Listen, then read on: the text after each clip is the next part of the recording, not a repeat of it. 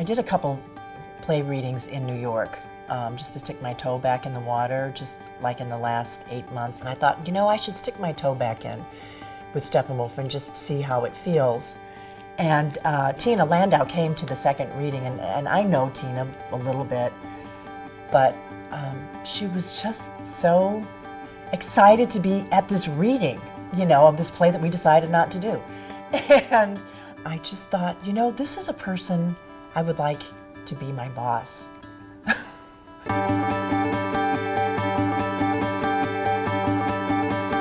In The Wheel, I play a character named Beatriz, and she is a Spanish peasant. She goes on an incredible journey. Basically, early in the play, a little girl has been abandoned by her father, and Beatriz takes on trying to find the father of this little girl.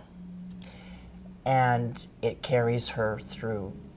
She time travels, she goes basically through a lot of different war zones, but the quest is all her trying to keep finding the father.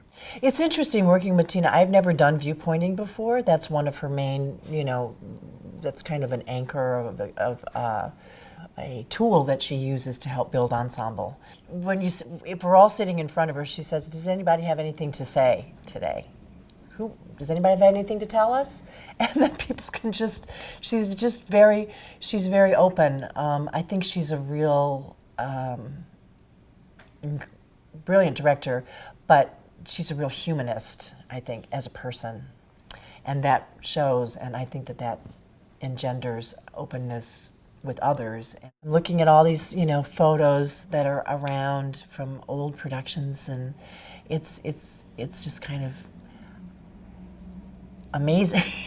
I was like, we were kids, you know, and now I kind of love it because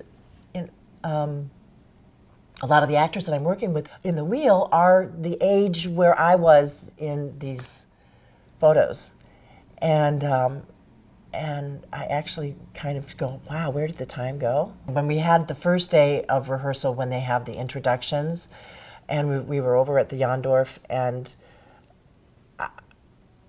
there were, well, of course the cast is large, and then all the staff came over, and everybody, you know, there were like 45 or 50 staff members, and they were going around and they were saying their names and they were saying what they were doing. And halfway through, I just started choking up because I remember, it's gonna make me cry right now.